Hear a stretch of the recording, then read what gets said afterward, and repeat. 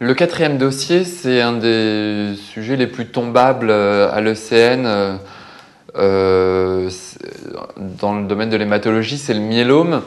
Le plus tombable parce que le myélome est véritablement une maladie de système. Et là, justement, ce dossier est là pour vous faire réfléchir et travailler sur les atteintes rénales liées au myélome. Donc, dans l'idée de dossiers transversaux, le myélome est une pathologie particulièrement intéressante pour poser des dossiers. C'est le cas d'un homme de 67 ans qui est suivi par un hématologue pour un myélome IgA lambda, stade 1 de la classification de Salmonée-Dury, c'est-à-dire un myélome indolent qui n'a pas d'atteinte CRAB, pas d'hypercalcémie, pas d'atteinte rénale, pas d'atteinte osseuse et pas d'anémie. Et on vous l'envoie, en fait, là vous êtes dans la peau du néphrologue, on vous l'envoie pour un avis sur une protéinurie. Ce patient, c'est un patient hypertendu qui est sous trithérapie antihypertensive et puis qui a un diabète de type 2 sous metformine. Et son bilan donc, montre un pic qui est parfaitement stable à 16 grammes par litre, un ionogramme sanguin normal avec une créatinémie à 75 micromoles par litre, une numération normale, et puis donc cette protéinurie pour laquelle il vous est adressé à 2 grammes par 24 heures. Alors la première question est une question de cours. À quelle classe pharmacologique appartiennent les différents traitements du patient? Préciser pour chacune le mécanisme d'action principal. Donc ça c'est difficile de retenir les mécanismes d'action, les effets indésirables, les classes thérapeutiques des différents médicaments. Je vous conseille lors de vos stages le matin de régulièrement aller consulter le Vidal pour les principaux traitements donnés aux patients afin que ça rentre progressivement. Alors on y va, l'amlodipine, l'Amlor, c'est un inhibiteur calcique, c'est des agents qui sont antihypertenseurs en favorisant la vasodilatation des artères. Le ramipril, c'est un inhibiteur de l'enzyme de conversion qui inhibe donc le système rénine-angiotensin-aldostérone et donc qui diminue la rétention hydrosodée et qui joue aussi sur l'hémodynamique rénale. Le bisoprolol, c'est un bêta-bloquant qui va agir en réduisant la fréquence cardiaque et la contractibilité du ventricule gauche. L'urapidil est un alpha-bloquant. L'urapidil a à la fois une action sur le tonus sympathique artériel et à la fois est un antihypertenseur central qui agit directement sur les centres de régulation de la tension artérielle du cerveau. Et la metformine, c'est un antidiabétique oral dont le mécanisme d'action est l'inhibition de la néoglucogénèse hépatique. Question numéro 2. Quels sont les examens complémentaires que vous allez demander en première intention?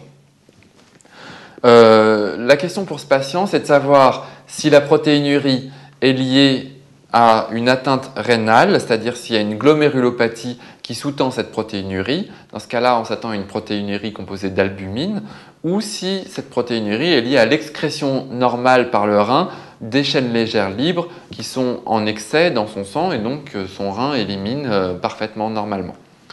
Pour cela, il faut demander une électrophorèse des protéines urinaires qui vous permettra de préciser la qualité de la protéine qui est excrétée, soit de l'albumine, soit des chaînes légères, lambda en l'occurrence.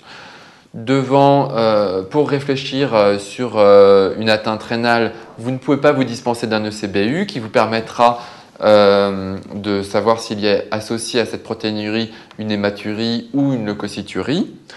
Et dans l'hypothèse que vous trouviez une protéinurie composée d'albumine, il faut se demander si ce patient n'a pas d'autres raisons d'avoir une albuminurie que son myélome, en particulier si son diabète de type 2 n'est pas responsable de l'albuminurie. Donc pour ça, doser l'hémoglobine glyquée, l'HbA1c, et éventuellement réaliser une biopsie des glandes salivaires accessoires à la recherche de lésions d'amylose, puisque vous savez que le myélome peut se compliquer d'une amylose AL.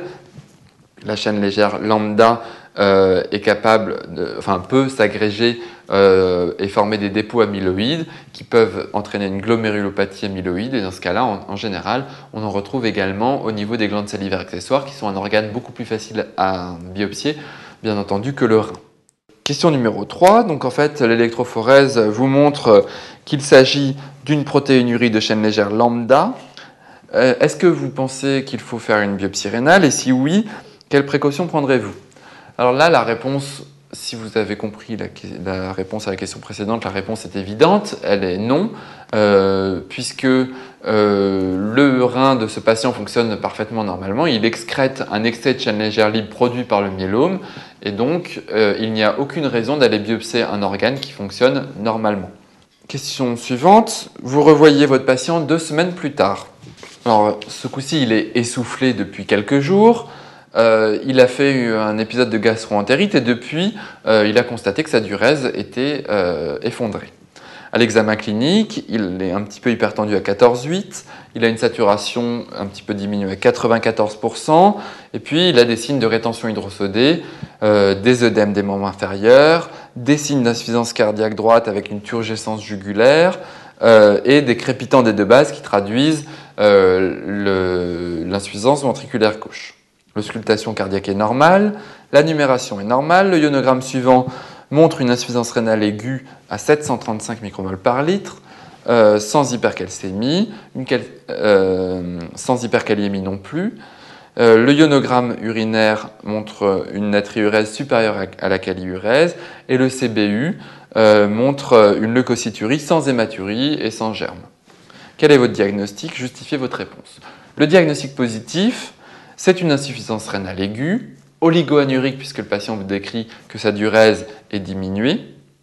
Et les arguments pour ça, pour l'insuffisance rénale, c'est que la créatinine est augmentée. Aiguë, c'est que la créatinine était normale 2 semaines auparavant. Et puis l'oligurie et la natriurèse effondrée contribuent.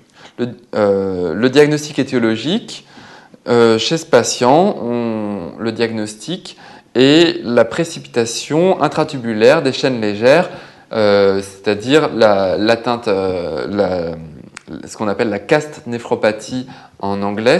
Le mécanisme, c'est que les chaînes légères sont excrétées dans l'urine primitive et passent dans les tubules rénaux où elles rencontrent la protéine de Tamorsphal. Si la concentration en chaîne légère augmente au niveau de cette urine primitive et de ces tubules rénaux, il y a un risque de précipitation des chaînes légères avec la protéine de Tamorsphal et d'une insuffisance rénale par obstruction de ces tubules rénaux proximaux. Les arguments pour ce diagnostic étiologique, c'est le contexte de myélome avec protéinurie de Bence-Jones, c'est le contexte de déshydratation qui a favorisé la précipitation des chaînes légères lors de l'épisode de gastro-entérite aiguë, c'est l'absence de facteurs déclenchants autres, il n'y a pas eu d'injection d'iode, il n'y a pas de prise de médicaments nouveaux, et c'est le syndrome rénal qui montre une insuffisance rénale organique puisque la natriurèse reste supérieure à la kaliurèse, avec un sédiment urinaire sur le CBU qui traduit une atteinte tubulo-interstitielle puisqu'il y a une leucocyturie sans hématurie. Le diagnostic de gravité d'une insuffisance rénale aiguë repose sur l'hyperkaliémie, ce patient n'a pas d'hyperkaliémie, le produit phosphocalcique. Si le produit phosphocalcique est supérieur à 4,6, il y a un risque de précipitation des cristaux phosphocalciques dans les tubules rénaux qui aggraverait l'insuffisance rénale aiguë. Ce patient ne l'a pas. Et puis c'est le retentissement volémique, bien sûr. Alors ce patient a une surcharge hydrosodée, certes, puisqu'il a une turgescence jugulaire, un subœdème pulmonaire, une surcharge volémique globale, mais qui n'est pas encore majeure et qui ne menace pas particulièrement ce patient. Pourquoi la déshydratation peut-elle être considérée comme un facteur déclenchant alors que le profil de l'insuffisance rénale est organique et que le patient est en surcharge hydrosodée plutôt que déshydraté? Donc effectivement, le cas de ce patient n'est pas facile à comprendre. Au moment de la gastro-entérite aiguë, le patient a probablement été déshydraté du fait des vomissements et des diarrhées. Et à ce moment-là, la concentration en chaînes légères dans les tubules proximaux a augmenté et les chaînes légères ont précipité et obstrué les tubules proximaux. Depuis que la gastro-entérite est résolue, le patient a repris son alimentation normale et ses apports hydrosodés normaux, sauf que les tubules rénaux étant obstrués, le rein n'est plus capable d'éliminer les apports hydrosodés, et donc petit à petit il s'est mis en rétention hydrosodée jusqu'à avoir des symptômes comme la dyspnée et les œdèmes qui l'ont amené à consulter. Donc c'est dans la dynamique en fait, d'installation des symptômes qu'on peut comprendre la physiopathologie de son atteinte rénale. La cinquième question, est-ce que vous demandez d'autres examens complémentaires et si oui, lesquels? Donc chez tout patient qui a une insuffisance rénale aiguë, vous devez absolument obtenir une échographie des voies urinaires pour éliminer une insuffisance rénale obstructive liée à un obstacle. Même si ce diagnostic est extrêmement peu probable chez ce patient, ce serait une faute de ne pas avoir d'échographie rénale dans la prise en charge de ce patient. Par ailleurs, il présente une surcharge hydrosodée et un peu d'œdème pulmonaire. C'est bien de pouvoir réaliser une échographie cardiaque pour être certain qu'il n'y a pas également une participation cardiaque dans cette insuffisance ventriculaire globale.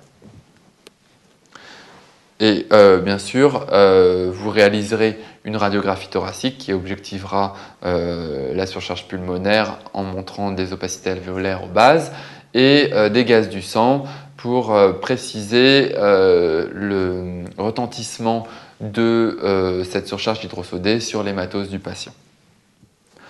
Quel traitement mettez-vous en place et quelles seraient les indications à une hémodialyse en urgence? C'est bien sûr un patient qu'il faut hospitaliser. C'est bien sûr un patient chez qui vous devez arrêter les médicaments contre-indiqués en cas d'insuffisance rénale, c'est-à-dire la metformine, le ramipril, et arrêter également les médicaments contre-indiqués en cas d'insuffisance ventriculaire aiguë, le bisoprolol.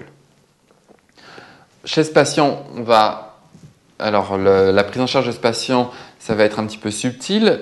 Le but est d'alcaliniser les urines puisque les chaînes légères précipitent surtout si le pH des urines primitives est acide. Donc vous hydratez ce patient avec des bicarbonates, mais vous vous rendez bien compte que la marge de manœuvre est étroite puisque ce patient est déjà en rétention hydrosodée. Donc en fait, le but va être de maintenir ce patient dans un état de rétention hydrosodée maximale en l'hydratant avec des bicarbonates, sans pour autant être néfaste pour le patient, et donc en surveillant absolument son état respiratoire. S'il garde une saturation autour de 92%, on peut tolérer une surcharge hydrosodée, et plus ce patient sera hydraté, mieux ses reins pourront éliminer les chaînes légères et récupérer une fonction rénale correcte. Donc par ailleurs, vous n'arriverez pas à traiter ce patient de son atteinte rénale si vous ne traitez pas le myélome. Là encore, vous n'êtes pas censé savoir le traitement du myélome, mais il faut absolument que vous précisiez dans votre question que vous prenez un avis auprès d'un hématologue et que vous débutez un traitement. En pratique, on commence en général par de fortes doses de dexaméthasone, éventuellement associées à des chimiothérapies comme du Velcade qui n'ont pas de contre-indication en cas d'insuffisance rénale. Enfin, si le patient venait à s'aggraver ou si la fonction rénale ne récupérait pas, on serait malheureusement obligé de dialyser le patient pour diminuer la rétention hydrosodée, diminuer l'hyperphosphorémie, diminuer l'hyperkaliémie, etc. Donc c'est bien sûr un patient que vous allez surveiller de près, au moins pendant les premiers jours du traitement, pour vérifier qu'il récupère spontanément sa fonction rénale et qu'il n'y a pas besoin d'en arriver à une épuration extra-rénale. Et l'hémodialyse en urgence ne serait indiquée qu'en cas d'hyperkaliémie avec des signes électriques ou une surcharge hydrosodée telle qu'elle retentit sur l'hématose et que le patient est en OAP avec un retentissement respiratoire important, ou si le produit phosphocalcique était élevé, c'est-à-dire supérieur à 4,6. Le produit phosphocalcique, c'est tout bêtement calcémie fois phosphorémie. Dans ces cas-là, on sait que le risque de précipitation intratubulaire des cristaux phosphocalciques est élevé et donc il va y avoir une aggravation spontanée de l'insuffisance rénale et qu'on ne s'en sortira pas sans recours à l'hémodialyse. N'y a-t-il pas un risque d'aggraver la fonction rénale avec les diurétiques ? Si, bien sûr. En fait, on utilisera les diurétiques pour compenser l'hyperhydratation. Donc c'est vrai que c'est une prise en charge qui peut sembler un petit peu contradictoire. Comme je vous l'ai dit, le but c'est que le patient soit hydraté au maximum, que sa volémie soit maximale, sans pour autant qu'il n'ait de retentissement néfaste. Donc en pratique, on va lui administrer des bicarbonates et si jamais on voit que la saturation commence à baisser, qu'il est plus dyspnéique, on administrera de fortes doses de diurétiques, du Lasix, sachant que dans les insuffisances rénales, le Lasix doit être administré à forte dose puisque c'est un médicament qui est efficace qui agit sur les canaux sodiques intratubulaire, donc une fois qu'il a été filtré dans l'urine primitive, et comme ce patient a une insuffisance rénale, la filtration glomérulaire est diminuée, donc vous devez donner de fortes doses de Lasellix pour qu'il y en ait un petit peu qui passe dans les tubules rénaux.